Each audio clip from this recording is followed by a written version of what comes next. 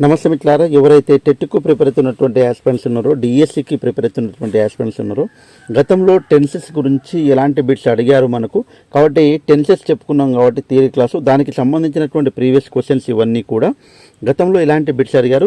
ఎగ్జామ్లో చాలామంది ఏం చేస్తున్నారంటే, సార్ క్వశ్చన్ చూసిన వెంటనే ఆన్సర్ చేయలేకపోతున్నా, టైం వేస్ట్ అవుతుంది అని ఇంగ్లీష్ను స్కిప్ చేసేస్తున్నా, ఇంగ్లీష్ వలన నాకు జాబ్ పోతుంది సార్, ఎలా ఆన్సర్స్ చేయాలనేటువంటిది చాలామంది అడుగుతూనే ఉన్నారు. కాబట్టి వాళ్ళందరికీ నేను రిక్వెస్ట్ చేసేది ఏమిటంటే, అసలు ఒక క్వశ్చన్ చూసినప్పుడు ఇంగ్లీష్లో ఎలా ఆలోచించాలి అనేటువంటిది, చూసిన వెంటనే ఆన్సర్స్ అనేటువంటిది ఏ రకంగా చేయాలనేటువంటిది క్లియర్ కట్ ఇన్ఫర్మేషన్ కోసం తప్పకుండా ఈ వీడియో చూస్తే మీలో ఒక కాన్ఫిడెన్స్ అనేటువంటిది వస్తుంది. కాబట్టి తప్పకుండా ఈ వీడియో పూర్తిగా చూడండి.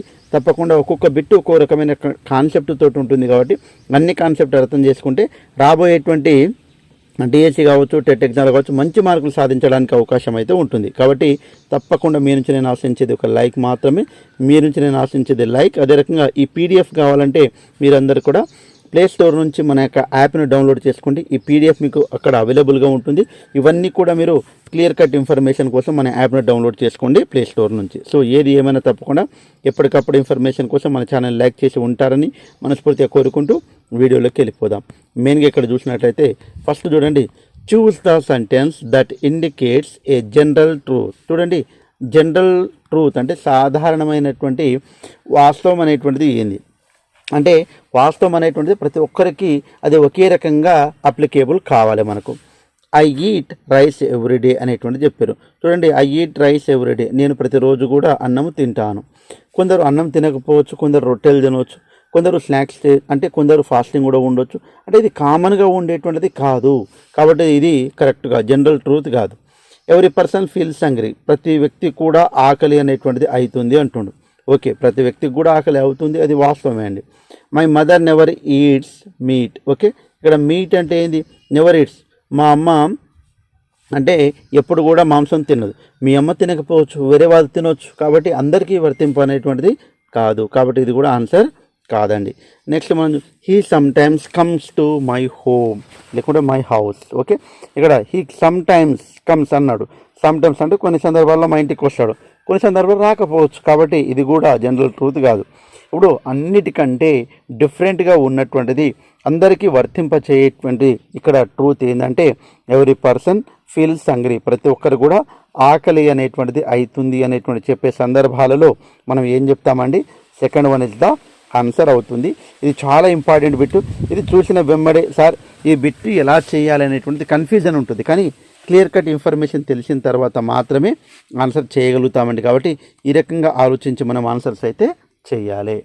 నెక్స్ట్ సెకండ్ క్వశ్చన్లోకి వెళ్ళిపోయినట్లయితే, choose the sentence that does not belongs to simple present tense. అంటే not belongs to simple present tense, simple present టెన్స్కు సంబంధించినటువంటిది కానిది ఏది అనేటువంటిది అడుగుతూ ఉన్నాడు. కాబట్టి చాలా ఈజీగా మనం అర్థం చేసుకోవాలి. ఐ ఈట్ ఫ్రూట్స్ అనేటువంటిది ఉంది. Okay, subject plus V1. Okay, simple present టెన్స్కి సబ్జెక్టు ప్లస్ V1 లేకుంటే V1 yes ES plus object అనేటువంటి దానికి సంబంధించినటువంటి స్ట్రక్చర్. సబ్జెక్టు V1 ఉంది కాబట్టి ఐ ఈట్ ఫ్రూట్స్, నేను ఫ్రూట్స్ తింటాను, simple present tense. I have a car, నా కారు ఉంది, simple present tense. I'm a student, నేను ఒక స్టూడెంట్, ఇది సింపుల్ ప్రజెంట్ టెన్సే. సార్ ఇక్కడ యామ్ ఉంది కదా, ప్రజెంట్ కంటిన్యూస్ కదా అని అనుకోవద్దు. ఎందుకంటే ఈ యామ్ అనేటువంటిది ఇక్కడ మనకు వర్బుగా పనిచేస్తుంది. కాబట్టి మెయిన్ వర్బుగా పనిచేసినప్పుడు ఏమో సింపుల్ ప్రజెంట్ టెన్స్ అవుతుంది. అదే రకంగా ఐ ఆమ్ గోయింగ్ ఉన్నప్పుడు యామ్ అనేటువంటిది హెల్పింగ్ వర్బ్గా పనిచేస్తుంది. అప్పుడు మాత్రం అది ఏమవుతుందంటే ప్రజెంట్ కంటిన్యూస్ అవుతుంది. కాబట్టి ఇక్కడ మాత్రం ఐఎమ్ ఏ స్టూడెంట్ అనేటువంటిది సింపుల్ ప్రజెంట్ టెన్స్కి సంబంధించింది. కాబట్టి ఈ మూడు సింపుల్ ప్రజెంట్ టెన్స్కి సంబంధించింది. సంబంధించినది ఏది అన్నాడు. కాబట్టి ఐ హ్యావ్ బీన్ సిక్. చూడండి, ఐ హ్యావ్ బీన్ అన్నాడు. కాబట్టి ప్రజెంట్ పర్ఫెక్ట్ కంటిన్యూస్ టెన్స్కి సంబంధించింది. కాబట్టి ఐ హ్యావ్ బీన్ అన్నాడు. కాబట్టి హ్యావ్ బీన్ అనేటువంటిది మనం వాడడం ఇక్కడ. కాబట్టి ఇక్కడ మనకు సింపుల్ ప్రజెంట్ టెన్స్కి కానటువంటిది ఏది అనేటువంటిది చెప్పింది. కాబట్టి ఇక్కడ మనకు fourth one is the answer అవుతుంది. కాబట్టి చాలా జాగ్రత్తగా గమనించి ఆన్సర్స్ అయితే చేయడానికి ప్రయత్నం అయితే చేయాలండి. చాలా ఇంపార్టెంట్ ఇవన్నీ కూడా. ఒకటికి రెండు సార్లు మీరైతే ఒక్కసారి ఈ వీడియో చూసిన తర్వాత మీలో కాన్ఫిడెన్స్ లెవెల్ అనేటువంటిది పెరుగుతుంది అనేటువంటిది నేను చెప్పదలుచుకున్నాను. ఎలా ఆన్సర్స్ చేయాలనేటువంటిది చాలా క్లియర్ కట్గా మీరు నేర్చుకోండి. Choose the adverb that can be used to express a habitual action. Habituals యాక్షన్స్కు మనకు హ్యాబిచువల్స్ యాక్షన్స్ అనేటువంటిది ఏ టెన్స్లో ఉపయోగిస్తామంటే సింపుల్ ప్రజెంట్ టెన్స్లో మనము హ్యాబిచువల్స్ యాక్షన్స్ అనేటువంటిది ఉపయోగిస్తాం. ఇక్కడ చూడండి, ఇక్కడ ఎస్టర్డే అంటే నిన్న అంటే సింపుల్ పాస్ట్ టెన్స్, టుమారో అంటే ఫ్యూచర్ టెన్స్, తర్వాత సెల్డమ్ అంటే తరచుగా, ఎట్. ఇక్కడ మనకు ఉన్నటువంటి దాంట్లో థర్డ్ వన్ చాలా జాగ్రత్తగా గమనించినట్లయితే సింపుల్ ప్రజెంట్ టెన్స్కి సంబంధించినటువంటి మనకు కీవర్డ్ ఏముంది ఇక్కడ అంటే సెల్డమ్ అనేటువంటిది, తరచుగా అనేటువంటిది మనకు సింపుల్ ప్రజెంట్ టెన్స్కి సంబంధించినటువంటి కీవర్డ్. కాబట్టి ఇక్కడ మనకు యూజ్డ్ టు ఎక్స్ప్రెస్ హ్యాబిచువల్స్ యాక్షన్స్ మనము సింపుల్ ప్రజెంట్ టెన్స్లో నేర్చుకుంటాం. హ్యాబిచువల్స్ యాక్షన్స్, యూనివర్సల్ ట్రూత్స్ ఇవన్నీ కూడా సింపుల్ ప్రజెంట్ టెన్స్లో మనం నేర్చుకుంటాం. హ్యాబిచువల్స్ యాక్షన్స్ అంటే అలవాటుగా చేసేటువంటి పనులు, ఆ పనులను గురించి తెలియజేయడానికి కొన్ని కీవర్డ్స్ ఉంటాయి. ఆ కీవర్డ్లో మనకి ఇక్కడ సెల్డమ్ అనేటువంటిది, తరచుగా అనేటువంటిది వస్తూ ఉంటుంది. కాబట్టి థర్డ్ వన్ 3 ఆన్సర్ అవుతుంది. చాలా జాగ్రత్తగా గమనిస్తేనే ఆన్సర్స్ చేయగలుగుతామండి. కాబట్టి చాలా జాగ్రత్తగా గమనించాలి. ఫోర్త్ వన్ చూసినట్టయితే this school reopens on 10th July after holidays. చూడండి, ఆఫ్టర్ హాలిడేస్ తర్వాత 10th July మనకు ఏమవుతుంది, స్కూల్స్ అనేటువంటిది రీఓపెన్ అనేటువంటిది అవుతుంది అనేటువంటిది చెప్పారు. అయితే ఇక్కడ this sentence express an action, ఈ యాక్షన్ను తెలియజేస్తుంది. దట్ హ్యాపెన్ ఇన్ ద పాస్ట్లో అంటే ఈ పని చూడండి, ఆఫ్టర్ హాలిడేస్ అన్నాడు, హాలిడేస్ తర్వాత అన్నాడు. కాబట్టి మనకు పాస్ట్లో జరిగినటువంటి పని కాదు, జరగబోయేటువంటి పని. టు హ్యాపెన్ హ్యాబిచువల్లీ, లేకుంటే to happen in the future. That has already happened, already జరిగిపోయిందా కాదు. To happen habitually, to happen in the ఫ్యూచర్లో ఈ పని జరుగుతుందని చెప్తున్నాం. కాబట్టి fourth one, third one is the correct sentence అవుతుంది. కాబట్టి చాలా జాగ్రత్తగా గమనించండి మిత్రులారా. లైక్ ఇవ్వండి. చాలామంది చూస్తున్నారు, లైక్ ఇవ్వడం లేదు. మీరు లైక్ చేస్తే ఎక్కువ మంది చూస్తారు, రీచ్ వస్తుంది. నేను కూడా ఇంకా ఎంతూజియాస్టిక్గా మీకు ఫ్రీ క్లాసులు చేస్తాను. కాబట్టి లైక్ ఇవ్వండి. మీరు పేమెంట్ చేసి వినేదానికంటే ఫ్రీగా విన్న క్లాసులు తప్పకుండా జీవితాంతం గుర్తుండాలనే ఉద్దేశంతో నేను చేస్తున్నాను. తప్పకుండా లైక్ చేయండి. నెక్స్ట్ ఫిఫ్త్ వన్ చూసినట్టయితే identify the sentence which shows A discontinued habit. చూడండి, పాస్ట్ హ్యాబిచువల్స్ యాక్షన్స్ మనం చాలా సందర్భాల్లో చెప్పామండి. హ్యాబిచువల్స్ యాక్షన్స్ అంటే మనకు సింపుల్ ప్రజెంట్ టెన్స్లో వాడతాము. పాస్ట్లో అంటే గతంలో అలవాటుగా చేసేటువంటి పనులను మనం ఇంగ్లీష్లో యూజ్డ్ టు తోటి ఉపయోగిస్తాము అనేటువంటిది చెప్పుకున్నాము. కొన్ని సందర్భాల్లో వుడ్ లైక్ టు అనేటువంటిది కూడా చెప్తూ ఉంటామని చెప్పాము. ఇక్కడ మనం చూద్దాము, షీ గోస్ టు చర్చ్. ఇక్కడ చూడండి, ఇది హ్యాబిచువల్ యాక్షనే కానీ పాస్ట్కి సంబంధించింది కాదు, కాబట్టి ఇది కాదండి. She used to go to church, ఆమె గతంలో చర్చ్కి వెళ్ళేది, ఇప్పుడు వెళ్తుందా, వెళ్ళట్లేదు. యూజ్డ్ టు అనేటువంటిది పాస్ట్ హ్యాబిచువల్ యాక్షన్స్కి సంబంధించింది. కాబట్టి fifth one, second one answer అవుతుంది. చాలా జాగ్రత్తగా గమనిస్తేనే వీటిని ఆన్సర్స్ అయితే చేయగలుగుతాం మిత్రమా. చూడండి, షీ వెంట్ అనేటువంటిది పాస్ట్ టెన్స్కి సంబంధించింది, కానీ పాస్ట్ టెన్స్లో హ్యాబిచువల్స్ యాక్షన్స్ అనేటువంటిది చెప్పము. పాస్ట్ హ్యాబిచువల్స్ యాక్షన్స్ చెప్పడానికి ఉపయోగపడేటువంటి మోడల్ వర్బ్ ఏదంటే మనకు యూజ్డ్ టు అనేటువంటిది ఉపయోగిస్తాము. చాలా జాగ్రత్తగా గమనించాలి. Next sixth one, Swami went home, subject plus V2. Okay, Swami went home and. చూడండి, స్వామి వెంట్ హోమ్ తర్వాత అండ్ వచ్చింది, దాని తర్వాత కూడా V2 ఉండాలి మనకు కామన్గా. కాబట్టి ఇక్కడ చూడండి, సేస్ అనేటువంటిది V2 కాదు. హ్యాజ్ సెడ్ అనేటువంటిది ఇక్కడ హ్యాజ్ అనేటువంటిది మనకు తర్వాత హెల్పింగ్ వర్బ్ వచ్చి తర్వాత సెడ్ అనేటువంటిది వచ్చింది, కాబట్టి కాదు. హ్యాడ్ సెడ్ అనేటువంటిది కాదు, సెడ్ అనేటువంటిది ఆన్సర్ అవుతుంది. ఎందుకు అంటే ఇక్కడ సబ్జెక్ట్ ప్లస్ V2 ఉంది, సింపుల్ పాస్ట్ టెన్స్, దానికి అనుగుణంగా ఇక్కడ V2 అనేటువంటిది రావాలండి. నెక్స్ట్ సెవెంత్ క్వశ్చన్ చూసినట్టయితే choose the sentence in simple past tense. Simple past టెన్స్లో ఉన్నటువంటి సెంటెన్స్ ఏంది అంటుండు. హ్యాస్ డన్, హ్యాజ్ అనేటువంటిది మనకు తెలుసండి. హ్యాస్ ప్లస్ V3 అనేటువంటిది వస్తే ఏమవుతుందండి, ప్రజెంట్ పర్ఫెక్ట్ టెన్స్. తర్వాత did she do her work. Okay, did she do her work కరెక్టే. ఓకే, తర్వాత షీ వుడ్ డూ అనేటువంటిది ఇచ్చిండు, కాబట్టి ఇది మనకు కాదు. డైరెక్ట్ సింపుల్ పాస్ట్ టెన్స్ అంటే subject plus V2. Has not done అనేటువంటిది V3 ఇచ్చిండు, కాబట్టి ఇది కూడా కాదు. కాబట్టి ఇక్కడ మనకు second one is the answer అవుతుంది. ఇప్పుడు డిడ్ తర్వాత డిడ్ అనేటువంటిది సబ్జెక్ట్ ప్లస్ V2 ఉంటుంది, సింపుల్ పాస్ట్ టెన్స్. మనం ఎప్పుడైతే క్వశ్చన్ చేస్తామో డిడ్ అనేటువంటిది ముందు వస్తుంది సబ్జెక్టు, తర్వాత మనకి ఏమొస్తుంది వర్బ్ వన్ అనేటువంటిది వస్తుంది. ఇది మనము టైప్స్ ఆఫ్ సెంటెన్సెస్లో క్లియర్ కట్గా నేర్చుకున్నటువంటిది. కాబట్టి ఆన్సర్ ఏమవుతుందండి ఇక్కడ second one is the correct answer అవుతుంది. నెక్స్ట్ మనం ఎయిత్ వన్ చూసినట్టయితే ఐ డ్యాస్ ముంబై 6 times in 2015. 2015 అన్నాడు. ఓకే, అంటే గతంలో జరిగిపోయింది. అయితే ఏంటంటే చూద్దాం, సబ్జెక్ట్ ప్లస్ V2 ఉండాలండి. Visit V1, visits verb one plus S form, ఇది సింపుల్ ప్రజెంట్ టెన్స్లో వస్తుంది. విజిటెడ్ V2, కాబట్టి answer I visited Mumbai 6 times in 2015 అనేటువంటిది ఆన్సర్ అవుతుంది. Eighth one third one is the correct answer అవుతుంది. కాబట్టి ఇలాంటి బిట్స్ అనేటువంటిది మనం మిస్ చేసుకోవద్దు మిత్రులారా. చాలా జాగ్రత్తగా గమనించి ఆన్సర్స్ అనేటువంటిది చేయడానికి ప్రయత్నం చేయాలి.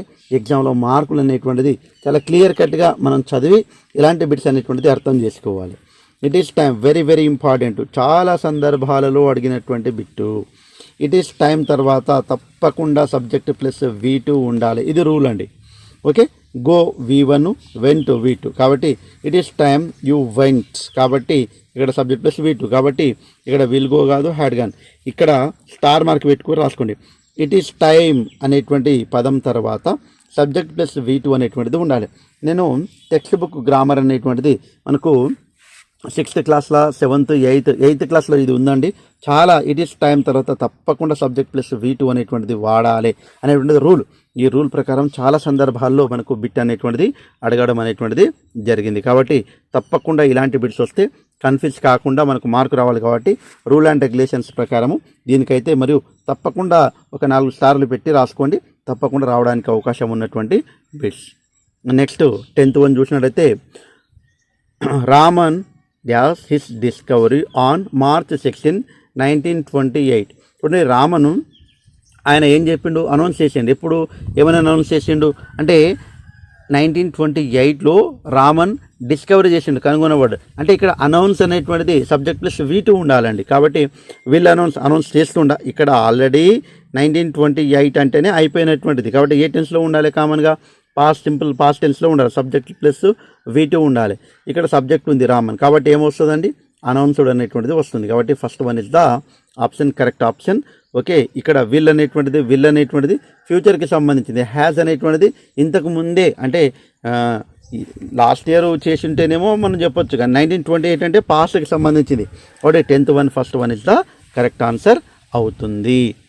Next 11th one, his father was sad that he dash tell the bitter truth to his sun.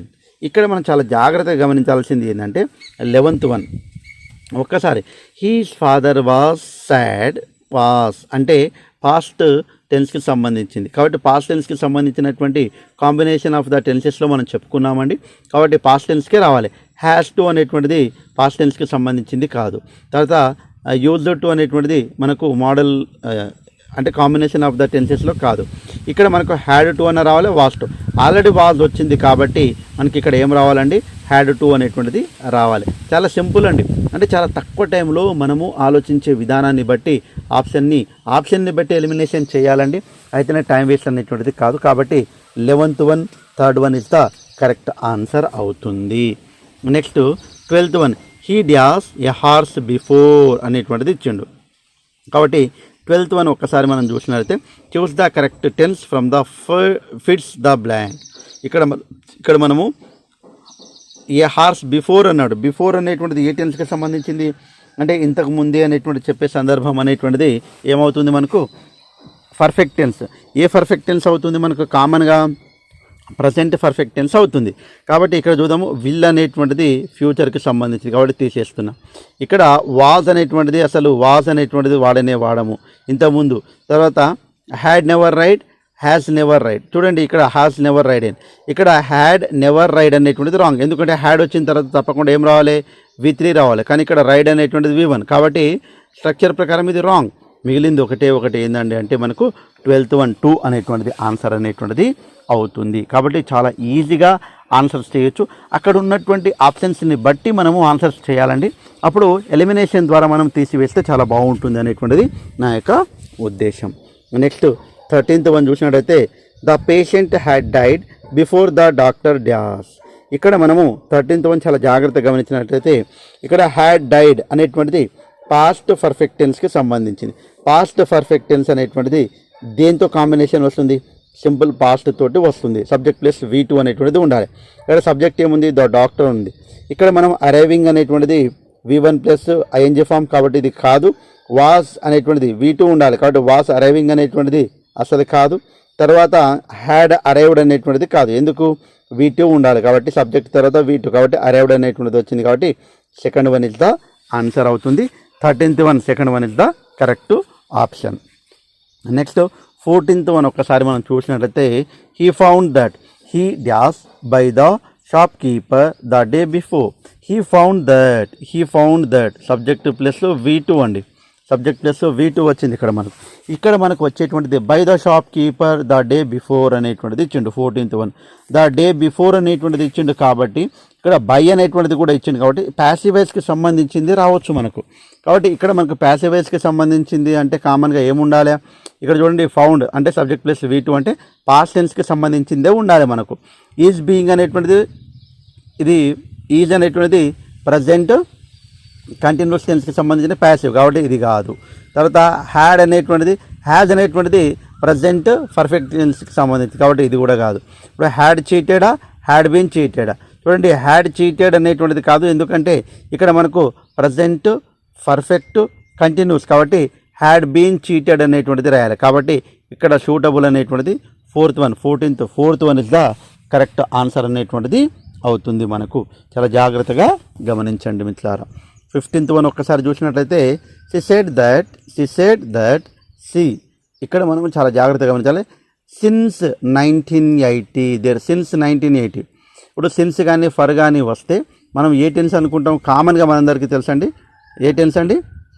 Perfect tense. కాబట్టి సిన్స్ కానీ ఫర్ కానీ వస్తే ఇక్కడ మనము జాగ్రత్తగా గమనించినట్లయితే ఇక్కడ చూడండి షీ సెడ్ అనేటువంటిది సబ్జెక్ట్ ప్లస్ V2 అంటే సిన్స్ అనేటువంటిది సబ్జెక్ట్ ప్లస్ V2 వచ్చిందంటే కాంబినేషన్ ఆఫ్ ద టెన్సెస్ ఆధారంగానే సబ్జెక్ట్ ప్లస్ V2 వచ్చిందంటే అక్కడనే కాంబినేషన్ సబ్జెక్ట్ ప్లస్ V2లో ప్రజెంట్ పర్ఫెక్ట్ కంటిన్యూస్ అన్న ఉండాలి, పాస్ట్ పర్ఫెక్ట్ కంటిన్యూస్ అన్న ఉండాలి.